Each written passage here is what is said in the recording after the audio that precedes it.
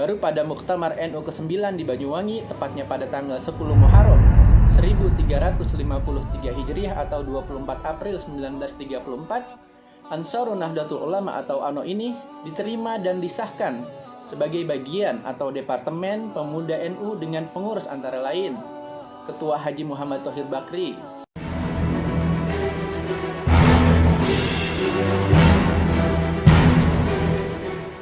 Assalamualaikum warahmatullahi wabarakatuh. Pada video kali ini saya akan sampaikan mengenai pengenalan tentang GP Ansor.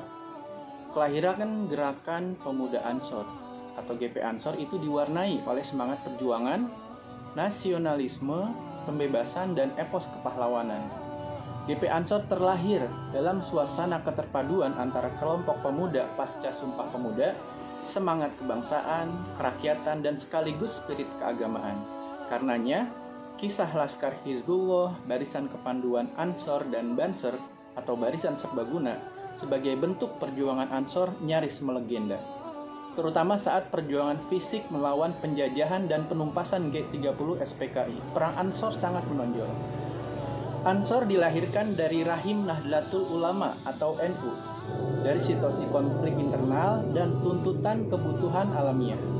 Berawal dari perbedaan antara tokoh tradisional dan tokoh modernis yang muncul di tubuh Nahdlatul Wathon, organisasi keagamaan yang bergerak di bidang pendidikan Islam, pembinaan mubalik, dan pembinaan kader, yaitu Kiai Haji Abdullah adalah Kiai Haji Abdul Wahab Hasbullah, tokoh tradisional, dan Kiai Haji Mas Mansur yang berhaluan modernis, akhirnya menempuh arus gerakan yang berbeda justru saat tengah tumbuhnya semangat untuk mendirikan organisasi kepemudaan Islam. 2 tahun setelah perpecahan itu, pada 1924, para pemuda yang mendukung Kiai Haji Abdul Wahab yang kemudian menjadi pendiri NU membentuk wadah dengan nama Syubanul Wathon atau Pemuda Tanah Air.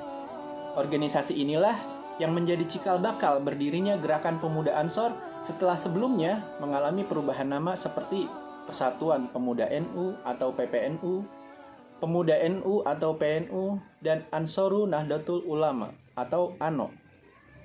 Nama Ansor ini merupakan saran dari Kiai Haji Abdul Wahab, ulama besar sekaligus guru besar kaum muda saat itu, yang diambil dari nama kehormatan yang diberikan Nabi Muhammad SAW kepada penduduk Madinah yang telah berjasa dalam memperjuangkan, membela, dan menegakkan agama Allah. Dengan demikian, Ansarun Nahdlatul Ulama atau ANO dimaksudkan dapat mengambil hikmah serta tauladan terhadap sikap, perilaku, dan semangat perjuangan para sahabat Nabi yang mendapat predikat Ansor tersebut. Gerakan Ansarun Nahdlatul Ulama atau ANO yang kelak disebut GP Ansor ini harus senantiasa mengacu pada nilai-nilai dasar sahabat Ansor, yakni sebagai penolong, pejuang, dan bahkan pelopor dalam menyiarkan, menegakkan, dan membentengi ajaran Islam. Inilah komitmen awal yang harus dipegang teguh setiap anggota Ansarun Nahdlatul Ulama atau ANO atau GP Ansor. Meski Ansarun Nahdlatul Ulama atau ANO ini dinyatakan sebagai bagian dari NU, secara formal organisatoris belum tercantum dalam struktur organisasi NU. Hubungan Ansarun Nahdlatul Ulama atau ANO dengan NU saat itu masih bersifat hubungan pribadi antar tokoh. Baru pada Muktamar NU ke-9 di Banyuwangi, tepatnya pada tanggal 10 Muharram 1353 Hijriah atau 24 April 1934, Ansarun Nahdlatul Ulama atau ANO ini diterima dan disahkan sebagai bagian atau Departemen Pemuda NU dengan pengurus antara lain Ketua Haji Muhammad Thohir Bakri, Wakil Ketuanya Abdul Obay, Sekretarisnya Haji Ahmad Barawi, dan Abdus Salam. Dalam perkembangannya secara diam-diam, khususnya ANO Cabang Malang mengembangkan organisasi Gerakan Kepanduan yang disebut BANU atau Barisan Ansarun Nahdlatul Ulama yang kelak disebut Banser, Barisan Serbaguna. Dalam Kongres kedua ANO di Malang tahun 1937, BANU menunjukkan kebolehan pertama kalinya dalam baris berbaris dengan mengenakan seragam dengan Komandan Muhammad Syamsul Islam yang juga Ketua Ansarun Nahdlatul Ulama atau ANO Cabang Malang. Sedangkan instruktur umum BANU Malang adalah Mayor TNI Hamid Rusdi tokoh yang namanya tetap dikenang dan bahkan diabadikan sebagai nama salah satu jalan di Kota Malang. Salah satu keputusan penting Kongres II ANO di Malang tersebut adalah didirikannya Banu di tiap cabang Ansarun Nahdlatul Ulama atau ANO. Selain itu, menyempurnakan anggaran rumah tangga ANO, terutama yang menyangkut soal Banu. Pada masa pendudukan Jepang, organisasi-organisasi pemuda diberangus oleh pemerintah kolonial Jepang, termasuk Ansarun Nahdlatul Ulama atau ANO.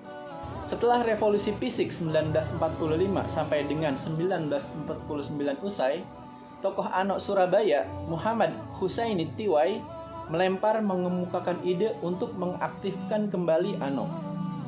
Ide ini mendapat sambutan positif dari Kiai Haji Wahid Hasyim, Menteri Agama RIS kala itu. Maka pada tanggal 14 Desember 1949 lahir kesepakatan membangun kembali ANO dengan nama Gerakan Pemuda Ansor, disingkat Pemuda Ansor, yang kini lebih populer disingkat GP Ansor. GP Ansor hingga saat ini telah berkembang sedemikian rupa menjadi organisasi kemasyarakatan pemuda di Indonesia yang memiliki watak kepemudaan, kerakyatan, keislaman, dan kebangsaan. GP Ansor hingga saat ini telah berkembang, memiliki ratusan cabang, ditambah dengan kemampuannya mengelola keanggotaan khusus Banser atau Barisan Ansor Serbaguna, yang memiliki kualitas dan kekuatan tersendiri di tengah masyarakat. Di sepanjang sejarah perjalanan bangsa, dengan kemampuan dan kekuatan tersebut, GP Ansor memiliki peran strategis dan signifikan dalam perkembangan masyarakat Indonesia. GP Ansor mampu mempertahankan eksistensi dirinya, mampu mendorong percepatan mobilitas sosial, politik, dan kebudayaan bagi anggotanya, serta mampu menunjukkan kualitas peran maupun kualitas keanggotaannya. GP Ansor tetap eksis dalam setiap episode sejarah perjalanan bangsa dan tetap menempati posisi dan peran yang strategis dalam setiap pergantian kepemimpinan nasional. Sekian tentang GP Ansor. Anda dapat membaca transkrip dari video ini di website nu.oo.id. Terima kasih. Jika ada kesalahan, itu adalah dari saya pribadi. Wassalamualaikum warahmatullahi wabarakatuh.